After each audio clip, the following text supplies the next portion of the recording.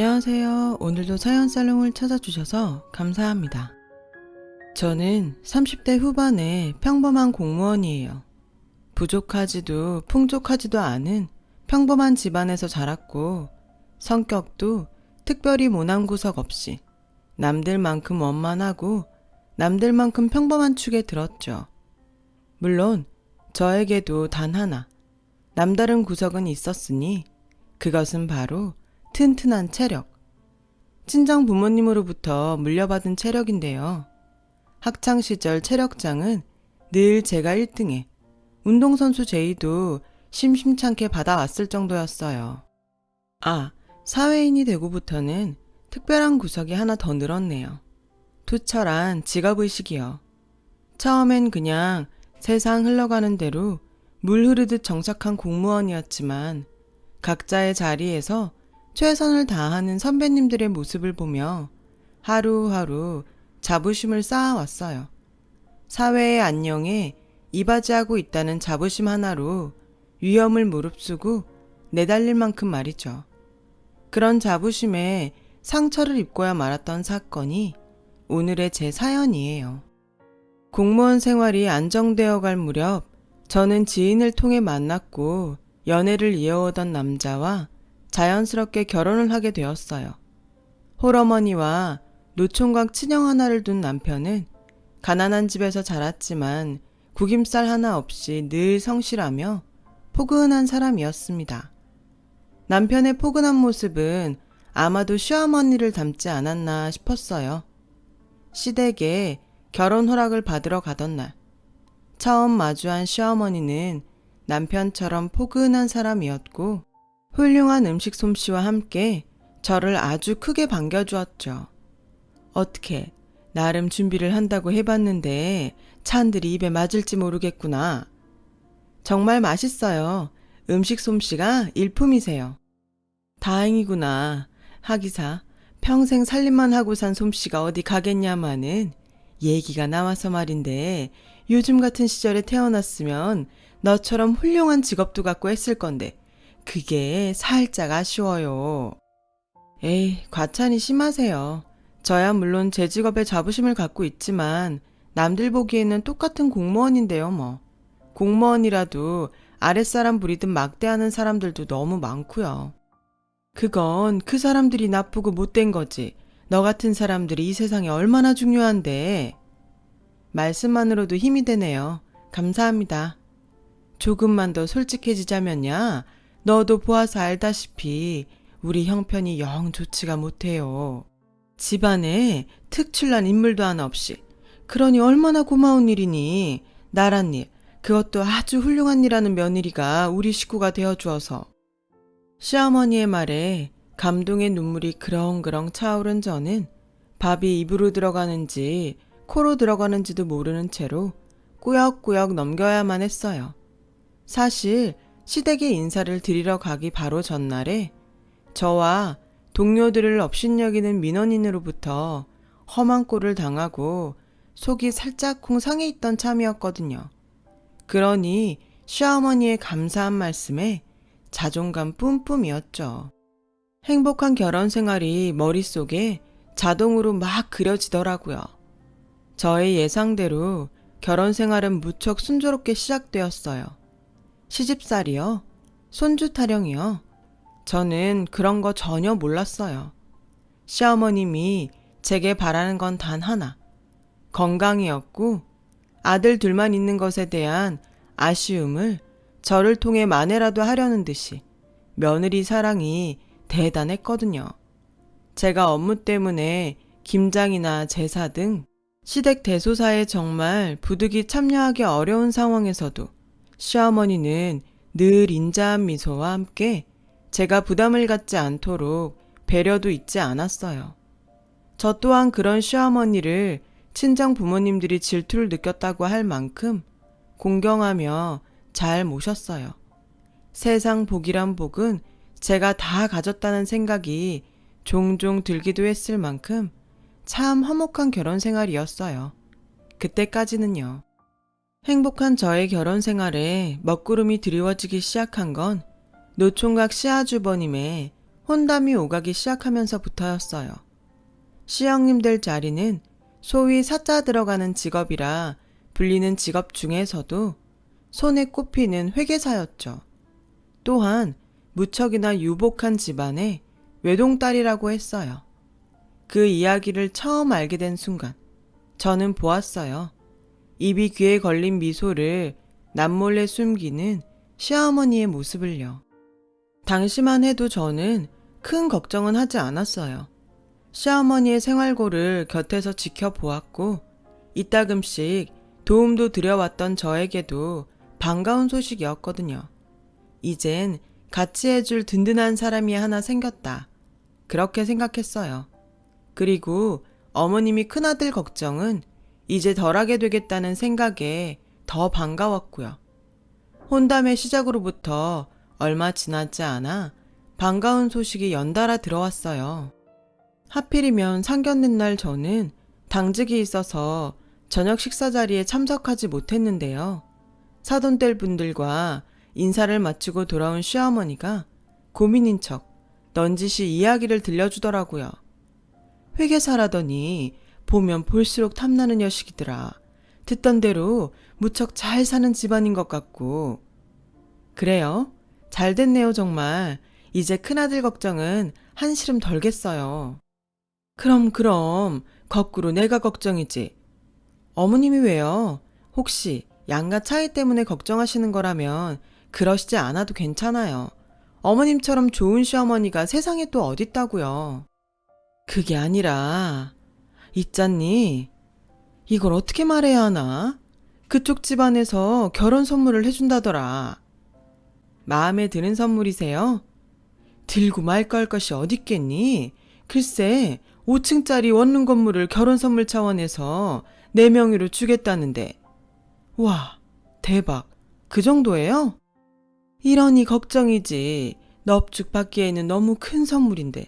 또 딸 자식 생각하는 사돈어른들 성의를 무시할 수도 없는 노릇이고. 어찌 쓰면 좋겠니? 그날 저는 시어머님 마음에 따라 선택하라는 답변을 드릴 수밖에 없었어요. 제가 끼어들 문제도 고민도 아니라 생각했고 무엇보다 저에게 연달아 묻는 시어머니의 의중이 흔쾌히 받겠다는 방향으로 정해져 있다는 눈치가 빤했거든요. 역시나 시어머니는 형님 친정의 선물인 5층짜리 원룸 건물을 받더군요. 그때나 지금이나 저는 시어머님이 원룸 건물을 선물로 받은 건 전혀 잘못이 아니라고 생각해요. 시어머니 말씀대로 사돈분들의 성의를 쉽사리 거절할 수도 없는 데다가 딸 자식 결혼에 무엇 하나라도 더 쥐어주고 싶어하는 사돈분들의 마음을 저 또한 충분히 이해할 수 있었으니까요. 왜 다들 아시잖아요. 자식 생각하는 부모 마음은 세상 어느 누구든 다 똑같다는 거요. 하지만 문제는 다름 아닌 시어머니였어요. 세상 둘도 없이 좋은 분이었던 시어머니가 변하기 시작한 거예요. 사돈분들에게서 5층 원룸 건물의 명의 이전을 받던 날, 정확히는 명의 이전 며칠 전에 원룸 건물을 시어머니가 눈으로 직접 확인하던 순간부터 변하기 시작했죠. 그 5층 건물은 신축 건물이었어요. 심지어 아주 좋은 목자리에 세워진 건물이더군요.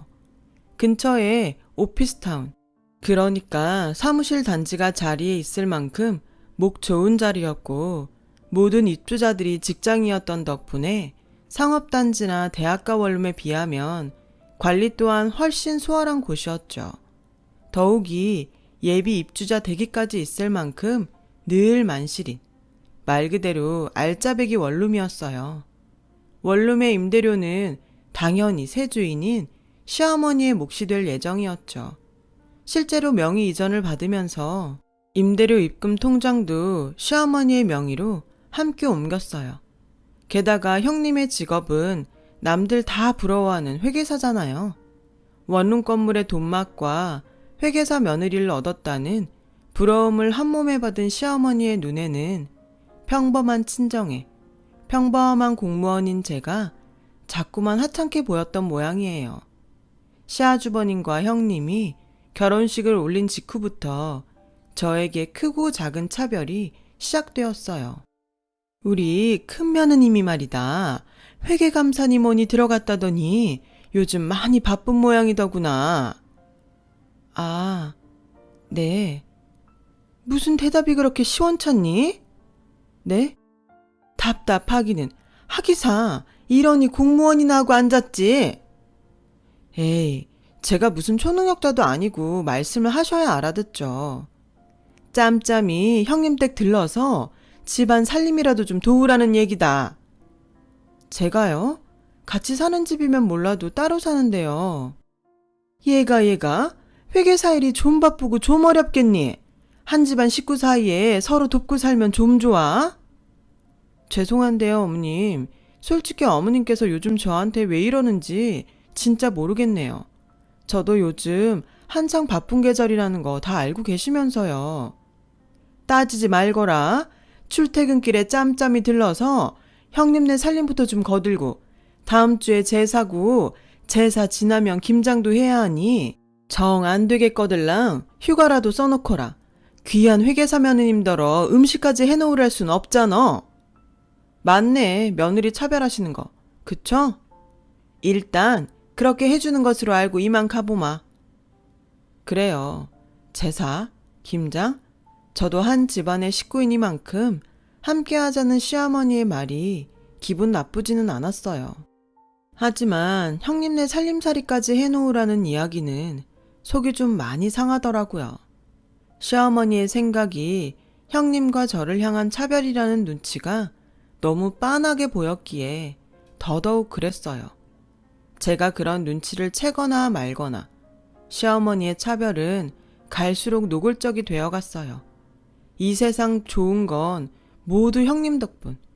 시어머니의 모든 사랑 또한 형님 차지였어요. 저요? 잘못한 것도 없는데 천덕꾸러기가 되었죠. 이 세상 모든 나쁜 건 다 저 때문이었고 시어머니의 미움 또한 저희 차지가 되어버렸거든요. 그놈의 돈 타령, 고맙고 든든한 원룸 타령, 집안 타령도 갈수록 심해지더라고요. 입만 열면 원룸이 어쩌고 저쩌고. 이래서 결혼은 공짜가 아니라는 말을 대놓고 하지를 않나. 수시로 회계사인 형님의 직업과 공무원인 저의 직업을 비교하셨어요. 그때마다 저는 제가 왜 그래야 하는지 의문스러워 하면서도 시어머니에 맞서 스스로를 변호해야만 했죠. 공무원이긴 하지만 못 배운 거 아니다. 형님 못지않은 대학 졸업했다. 5층짜리 원룸 건물은 아니지만 혼수도 부족함 없이 해올 만큼 해왔으니 그만 좀 무시해라. 그러나 아무리 변호를 해봤자 시어머니의 차별은 그치질 않았고 결국 터질 것이 터지고야 말았어요. 줄곧 저를 괴롭혀왔던 시어머니가 끝끝내 직장까지 찾아와서는 지친 동료들과 함께 도시락으로 간신히 끼니를 때우는 저에게 형님네 이야기를 꺼내더군요. 큰 며느님네 신혼집 이사한다는 얘기 못 들었니? 들었어요. 월차 써야지. 해도 너무하시네 진짜. 왜요? 그날 가서 이삿짐 나르라고요? 형님 내외는 그날 업체만 불러놓고 출근한다면서요. 이사가는 당사자도 업체한테 맡기고 말겠다는데 주인도 없는 이사 자리에 안 그래도 바쁜 제가 월차까지 내가면서요? 제가 무슨 이 집안 일꾼입니까? 에이, 누가 너더러 이삿짐 나르래? 그런 얘기 맞잖아요. 무슨? 이삿짐은 인부들이 나를 테니 넌 가서 청소랑 걸레질이랑 좀 하라는 소리지. 행여나 새집 증후군 같은 거 없도록. 아니요, 못해요. 예정에도 없는 월차를 갑자기 쓸 수는 없어요. 제가 그래버리면 안 그래도 인력 부족해서 고생인 동료들이 더 힘들어지고 그러다 사고 나서 다칠 수도 있어요. 쓸 수 있다고 해도 제가 싫으네요. 말씀 끝났으면 그만 가주시죠. 저 지금 근무 중이라. 근무는 무슨? 한가하게 밥이나 처잡수고 있구만. 저희는요, 밥 먹고 휴식 취하는 것까지가 다 근무예요. 그러니까 되도 않는 말로 업무 방해하지 말고 그만 가시라고요. 그깟 몸 쓰는 공무원 주제에 바쁘고 힘들기는 무슨 책상머리에서 서류랑 씨름하는 회계사만 하겠어? 그 순간 식사하던 동료들의 얼굴에 그림자가 드리워졌어요. 온갖 위험을 넘나들면서도 자존감 하나로 버티는 일이 저희 직업인데 시어머니가 그 자존감을 뭉개버린 것이죠. 제가 시어머니를 밖으로 내보내려 하거나 말거나 시어머니는 다 들으라는 듯 큰 소리로 진상을 떨어댔습니다. 왜? 내가 틀린 말이라도 했든? 그만하고 나가라니까요. 다들 듣고 있는 거 안 보여요? 속상해하는 거 안 보이냐고요. 아닌 말로다가 그깟 공무원이 뭐 대단한 직업이라고 사회적으로 대접받는 직업이라면은 우리 큰며느님처럼 사자 들어가는 회계사 정도는 되어야 하는 것이지. 대단한 돈 벌지도 못하는 꼴랑 공무원 주제도 사람이라고 밥이 입으로 넘어가니? 밥이? 결국 그 자리에 있던 모든 동료들은 수저를 내려놓으며 자리를 피해버렸고 그간 애써 참아왔던 저의 자부심에도 금이 가버렸어요. 이런 이야기나 듣자고 제 몸 다쳐가면서 사회와 국민의 안녕을 위해 힘써왔던 건 절대 아니거든요. 대단한 영광까지는 바라지 않았지만 적어도 그런 취급을 받아서는 안 되는 사람들이라고요. 저와 저희 동료들은. 참을 수 없었어요. 저희 직업의식과 동료들의 자존감을 지키기 위해서라도 절대로 참아서는 안 되었죠. 그래요. 회계사. 훌륭한 직업이죠. 돈? 원룸? 회계사 시어머니라는 부러운 시선? 당연히 든든하겠죠. 누가 뭐래요? 그게 나쁜 건가? 오히려 나쁜 건 그런 것들을 함부로 못되게 휘두르는 사람이죠, 어머님같이. 뭐? 너 그게 지금 시어머니에게 말하는 태도가 맞다고 보니? 이게 어디서 주제도 모르고? 여기가 어딘 줄이나 알아요? 우리가 어떤 사람들인 줄은 알고 있는 거예요? 끼케야 공무원 나부랭이 뻔하지. 그 끼케야 공무원 나부랭이 보호하라고 만든 법이 생각보다 꽤 세거든요. 경고하는데 3초 안에 안 나가면 그 법이 얼마나 무서운지 알게 만들어드리죠.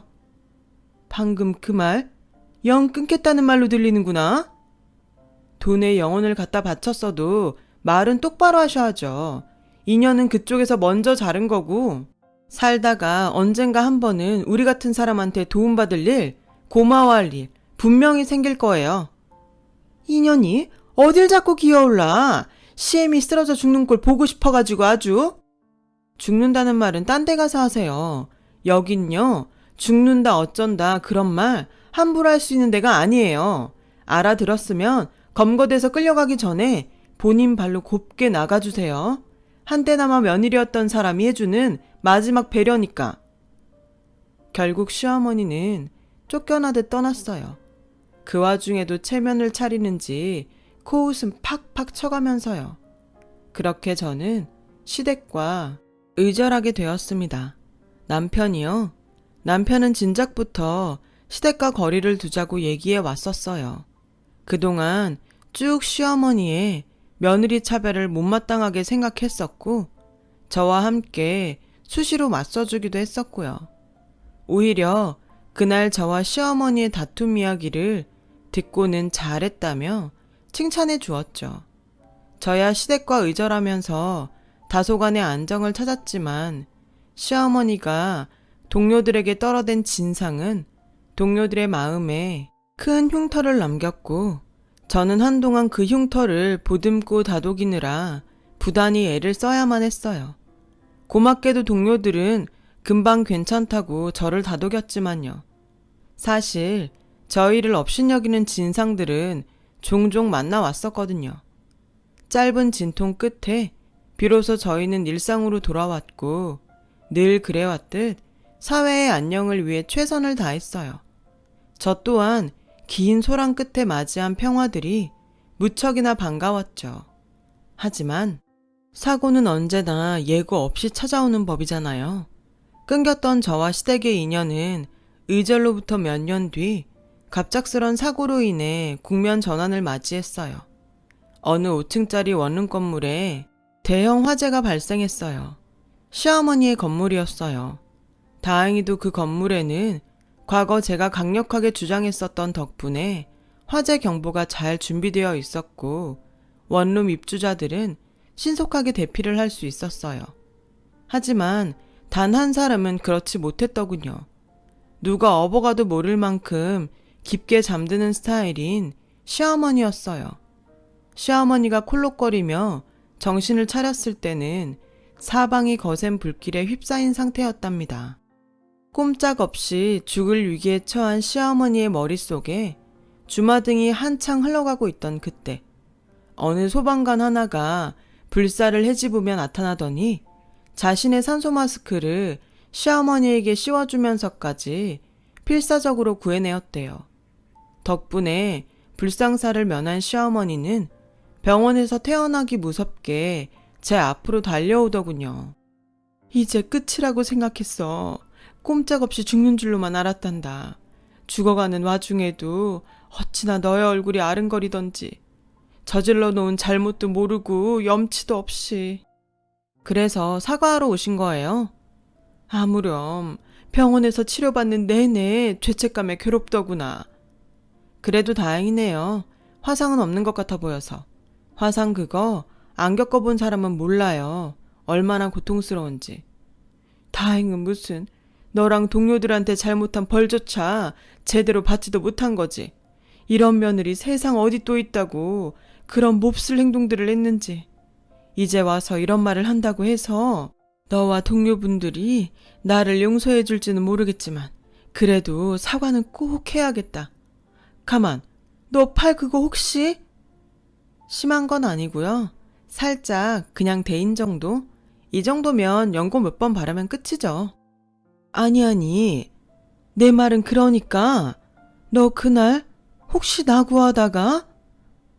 시어머니의 5층 건물이 큰 화재로 전소되던 바로 그날 화염에 둘러싸여 질식하기 직전까지 몰렸던 시어머니는 자신을 구하기 위해 불 속으로 몸을 내던지는 한 소방관을 만났답니다.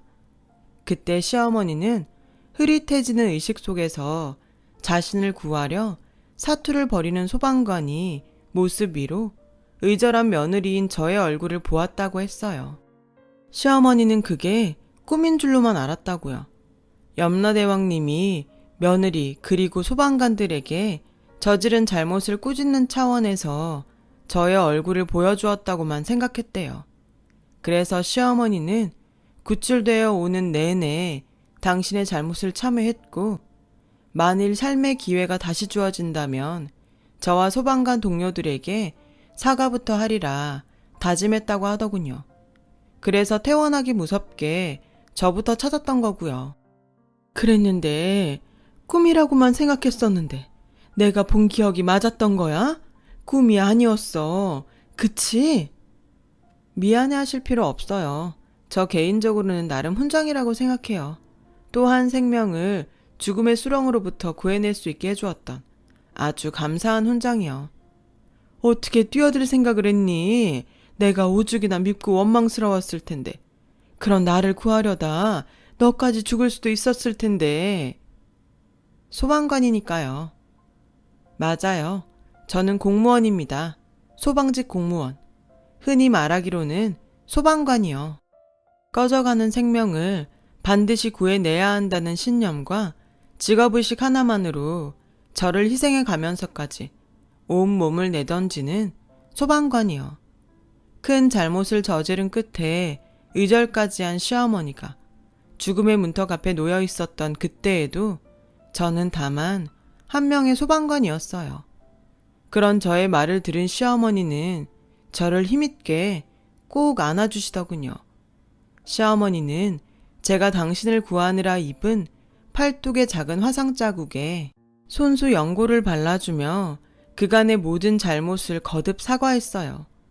큰며느리와 차별했던 잘못부터 소방서에서 저와 소방관들을 업신여기는 말을 쏟아내었던 행동까지 모두를요.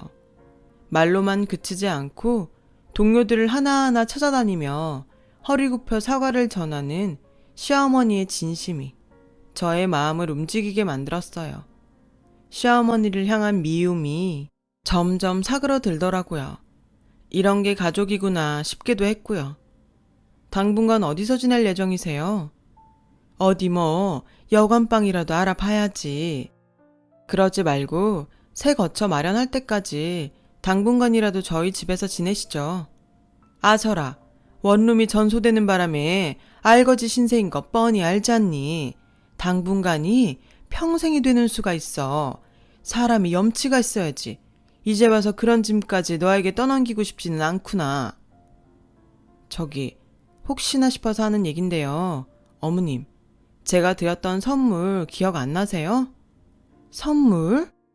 왜 있잖아요. 시아주버님이랑 형님 결혼하던 해 드렸던 어머님 생신 선물이요. 그때 제가 어머님 원룸 건물에 화재보험 들어드렸는데. 알지. 그걸 왜 모르겠니? 근데 왜요? 그래도 제가 명색이 소방관인데 안전 관련된 문제까지도 모르는 척 했을까 봐서요? 그 보험 지금도 있어요. 입주자분들 피해 보상해드리고 난 다음에도 오래된 빌라 전세금 정도는 남을 테니까 어머님 갈 곳 없는 알거지 아니라고요. 그러자 시어머니가 고개를 돌려 흐느끼기 시작하시더라고요. 연신 거절의 말을 꺼내더군요. 목숨 구해준 것도 고마운데 보험까지 당신을 위해 쓸 수는 없다면서요. 저는 그런 시어머니의 마음을 포근하게 감싸드렸어요. 있잖아요, 어머님. 자꾸 거절하시면 제가 밖에서 욕먹고 다녀요. 세상 사람 다 구하는 소방관 며느리가 가족 하나 제대로 못 챙긴다면서요. 그럴 순 없잖아요. 대신 약속 하나만 해주시면 돼요. 앞으로 저와 형님에게 예전 같은 차별은 되풀이하지 않겠다는 약속이요. 전 그거면 충분합니다. 그래, 그러자꾸나. 어떻게 구해준 생명인데 사람답게 살려면 같은 잘못은 되풀이하지 않아야지. 너한테 고맙고 미안해서라도. 소란스러웠던 다툼의 날들과 눈물에 젖은 하루는 비로소 지난 과거의 허물로 저물어 갔어요. 시어머니는 원룸 입주자들에게 피해 보상을 해주고 남은 화재 보험금으로 마련한 작은 빌라에서 지내고 있어요. 죽음의 문턱에서 한 번, 전 재산을 날려먹은 거짓골에서 한 번, 그렇게 2번 기사회생한 셈이죠. 그 격렬한 사선을 넘나들면서 가슴 깊은 참회를 이루었던 덕분일까요? 시어머니는 세상 좋은 분이었던 옛 모습을 되찾았답니다. 가끔씩 저희 소방서로 맛있는 간식도 해다 주시고요. 큰 며느리, 작은 며느리 차별이요? 당연히 없죠. 똑같은 사랑을 베풀고 계세요. 그 사랑이 어찌나 대단하던지 수시로 멋쩍은 일까지 생길 지경이에요. 왜냐하면 시어머니는 지금 이 시간에도 친구분들 앞에서 소방관 며느리 칭찬을 입이 닳도록 전하고 있을 테니까요. 여러분 곁에는 자신의 목숨을 담보로 꺼져가는 생명을 구하기 위해 한몸 기꺼이 내던지는 소방관이 늘 함께하고 있습니다. 그러나 저희의 힘만으로는 부족해요. 가끔 소방차나 구급차가 요란한 사이렌을 울리며 달릴 때면 짜증을 내기보다는 옆 차선으로 잠깐 길을 비켜주시는 것이 어떨까요? 여러분의 작은 배려 하나가 소방관들에게는 큰 힘이 됩니다. 꺼져가는 생명에게 황금 같은 배려를 건네는 여러분들이야말로 진정한 영웅 아닐까요? 글솜씨가 부족한 탓에 두서없는 이야기가 되었네요. 들어주셔서 감사합니다. 오늘도 안전하세요. 여러분, 사연 댓글에 응원과 현명한 조언 부탁드려요. 좋아요와 구독은 저에게 큰 힘이 됩니다. 오늘도 좋은 일 가득하세요.